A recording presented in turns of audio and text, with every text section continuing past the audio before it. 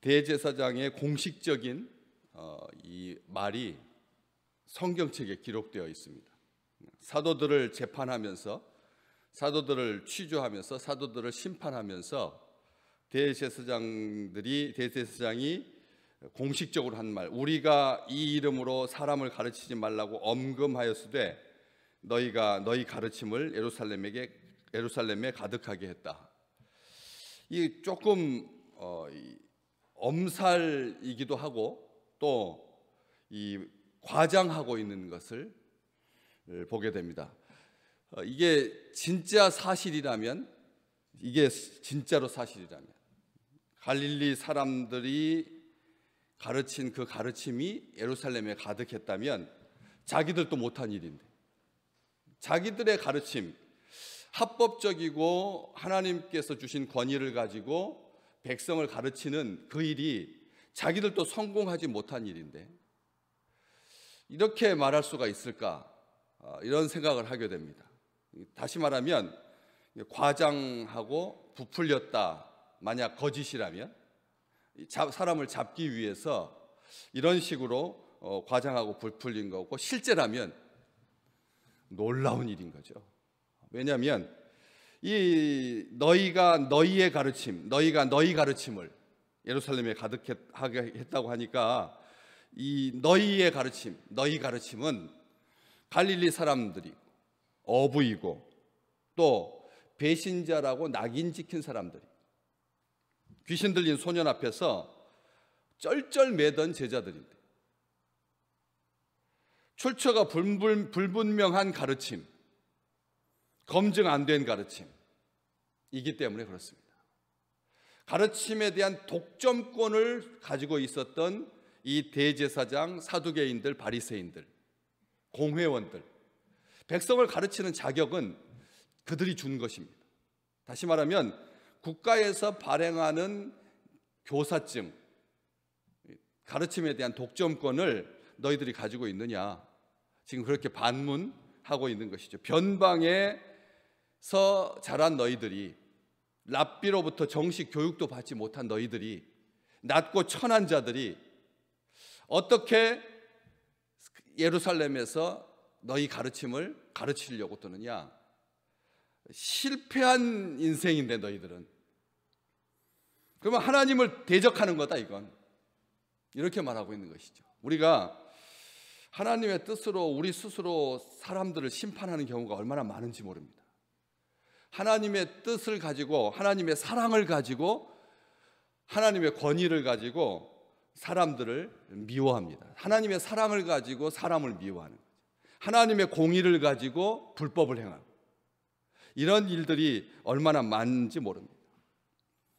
변방의 목소리, 전통과 권위에 맞서는 자들, 자격 없는 사람들, 족보도 없는 주제에 너희들이 하는 너희 가르침이라고 하는 것이 밥 먹여주더냐, 이런 식으로 비꼬고 그리고 헐뜯고 조롱하고 모욕하는 무허가 사이비라고, 율법의 권위에 전통에 도전하는 거고, 하나님께서 주시는 정식 자격증에 맞서는 거다. 우습고 천박하다. 너에게는 건질 게 하나도 없다.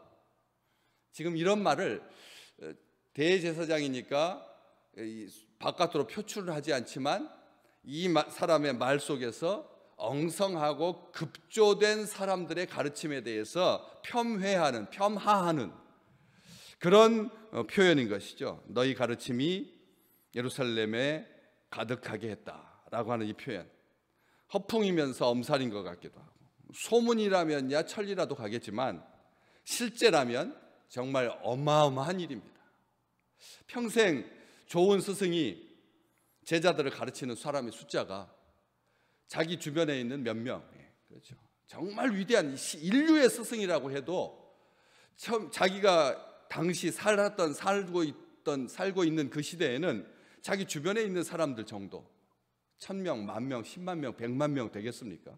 예루살렘의 전체 인구가 이 갈릴리 사람 12명에 의해서 전체가 다 그 가르침 앞에 있다라고 하는 말은 사실은 좀 과장된 그런 표현인 것 같은데, 누가는 대제사장의 입을 빌어서 이것을 말하고 있는 것이죠. 예수의 부활을 증거한 제자들, 예수의 이름으로 병든 자를 고친 표적과 기사가 나타난, 그래서 무리가 큰 은혜를 받아서 모든 사람이 하나님께 영광을 돌렸다. 앞쪽에 보시면 쭉 계속 그런 표현들이 나오고 있는 것을 보게 됩니다. 무리가 큰 은혜를 받았다. 모든 사람이 하나님께 다 영광을 돌렸다. 이렇게 너희 가르침이 예루살렘에 가득하게 하니, 그 뒤가 진짜 중요한 거죠. 이 사람의 피를 우리에게 돌리고자 합니다. 이 표현을 보시면 제가 아무리 생각을 다시 고쳐 먹어도 이 사람이라고 표현하면 안 되는 거잖아요. 예수 그리스도는 이미 죽고 없는 사람입니다. 그러면 이 사람이라고 말하면 안 되잖아요. 그 사람이라고 해야지. 그렇지 않습니까? 예수의 피, 바로 그 사람의 피를 우리에게 돌리려고 하는 거다. 이렇게 말하는 것이 어법에도 많고 이게 정상적인 표현인데, 왜 누가는 대제사장이 이렇게 말했을까? 대제사장이 그냥 불현듯 한 말일 텐데 이게 실제가 됐다는 거죠. 이 사람이라고 하는 말은 지금 살아서 옆에 계신 분이라고 하는 말이니까요. 우리가 대제사장이 의도해서 이렇게 말하지는 않았을 것입니다. 그렇죠? 예수 지나간 사람인데요. 벌써 몇 개월 전에 이미 끝나버린 사건입니다. 이미 완전히 종결된 사건입니다. 자기들이 승리했다라고 생각했습니다. 그리고 시체가 도난당했다라고 하는 소문을 파다하게 퍼뜨린 장본인입니다. 제자들이 훔쳐갔다, 그렇게 죽었다라고 하는 사실을 공표한 자가, 그렇게 소문을 퍼뜨리게 한 자가 예수 그리스도를, 그 사람의 피를 우리에게 왜 돌리려고 하느냐 이렇게 말하지 아니하고 이 사람의 피라고 하니까 바로 옆에 있는, 이게 말이 안 되잖아요. 없는데 이 사람이라고 하면 안 되니까. 그렇기 때문에 악한 입을 통해서 우리는 놀라운 진리를 보게 되는 거죠. 귀신들이 당신이 나사렛 예수 하나님의 아들인 줄 압니다. 귀신들이 그렇게 말하는 것은, 이 귀신들은 정말 정확하게 판단하고 있는 거죠. 귀신들의 말이지만 그 말이 진리인 거죠. 그런 것처럼 예수님께서 그 말에 대해서 다른 말을 하지 않으셨으니까. 맞다. 그런 귀신들의 말 속에서도 우리가 확인하듯이 이 대제사장의 말 속에서도 이 사람이라고 하는 말을 통해서 우리 주님께서 지금 그 법정에서 자기 사람들을 보호하고 계시고 변호하고 계시고 그들과 함께 계시다는 것이죠. 그런데 이 표현을 누가 했었냐면, 이 표현을 빌라도가 한 걸 기억하시죠? 빌라도가 이렇게 말했습니다. 이 사람의 피에 대하여 나는 무죄하니 너희가 당하라. 백성들이 하도 소리 지르니까 어쩔 수 없이 예수 그리스도를 십자가에 죽게 내주면서 한 말, 이 사람의 피에 대하여 나는 무죄하니 너희가 당하라. 마태복음 27장 25절 말씀. 그랬더니 백성들이 소리 지르면서 뭐라고 말했습니까? 다 기억하실 것입니다. 그의 피를 우리와 우리 자손에게 돌리소서. 그의 피를 우리와 우리 자손에게 돌릴지어다. 정말 끔찍한 말입니다. 끔찍한 말이죠. 자기 자신들은 정당하고, 자기 자신들은 진리이고, 자기 자신들은 절대 거짓말을 하지 아니하고 자기가 옳고, 그렇기 때문에 만약 거짓이라면 우리가 뒤집어 쓰겠다는 말이잖아요. 우리가 불법을 행했다면 우리가 그것을 뒤집어 쓰겠다. 어찌 될 줄 알고요. 어찌 될 줄 알고. 백성들이 큰 소리로 공식적으로 성경에 기록되어 있습니다. 이스라엘 백성들은 변명하지 못합니다. 하나님 나라에 가서 이 생명책에, 성경책에 기록된 이 말대로 하나님의 심판대 앞에서 심판받을 겁니다. 우리가 그렇게 말해서는 안 된다는 거죠. 내 성을 갈겠다. 이 표현이 얼마나 이게 무서운 말인지 모르거든요.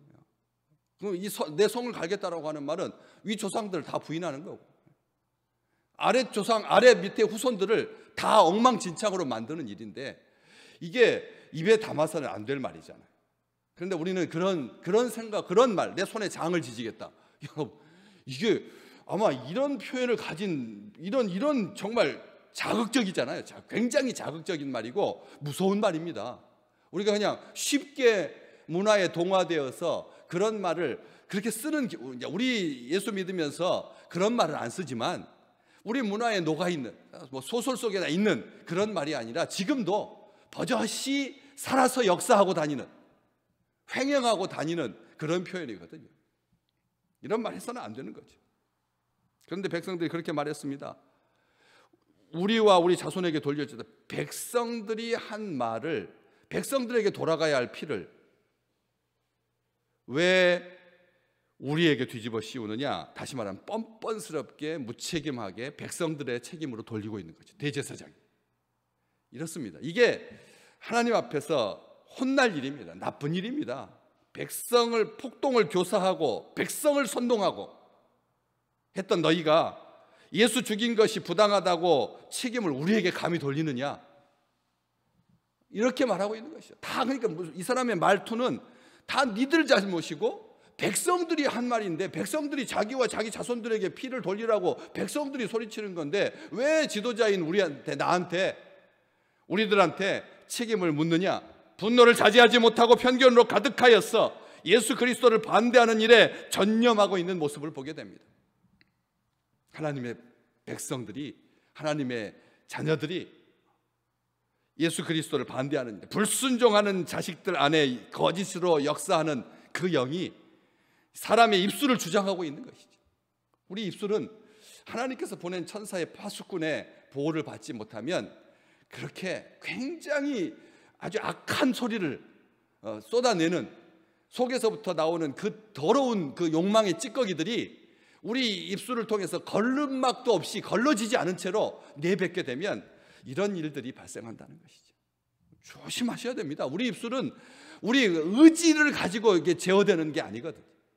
결심했다고 노력했다고 되는 게 아니거든요.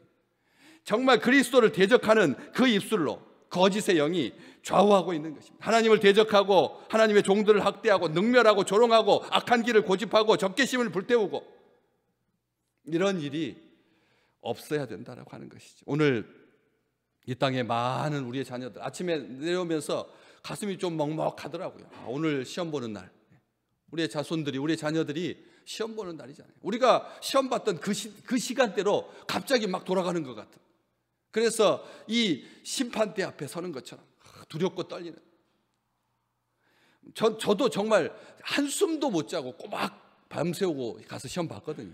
겉으로는 막 의기양양하고 뭐 말도 잘하고 뭐 친구들하고 잘 사귀고 하는 것 같아도 그 웅크러짐이, 그 움찔함이 정말 힘들더라고요. 오늘 그렇게 시험을 보거든요. 지난주에 문 앞에서, 문간에서 제가 귀한 자녀들에게 이번에 시험 보러 갈 때 하나님께서 능력을 다할 수 있도록 도와주십시오. 하나님께서 그들을 지켜주십시오. 제가 나도 그랬어 라고 말했습니다. 나도 그렇게 한잠도 못 잤다고 말했습니다. 그렇게 그 입술을 주장해 주시는 하나님께서 그들의 마음속에 내가 너희들과 함께 있다, 내가, 부모님들이 우리를 위해서 기도하고 있고 우리 친구들도 다 같이 모든 세대의 백성들이 다 겪는 일이다, 이렇게 위로할 수 있는, 그래서 시험 보고 온 아이들에게 시험 잘 봤어 라고 묻지 아니하고 정말 정성을 다 할 수 있도록 지켜주신 하나님께 먼저 감사하는, 하나님께 감사하는, 오늘 이 땅에서 시험의 그 결과에 의해서 자기의 시험에 가가지고 실수한 거에서 밀려 쓰기도 하고 이름을 빠뜨리기도 하고 뭐 별 사건 사고들 많고, 오늘 저녁 뉴스에 분명히 나올 겁니다. 늦어가지고 오토바이 타고, 경찰 오토바이 타고 문 앞에 도착한 그 아이의 또 영상이, 사진이 계속 해마다 나오지 않습니까?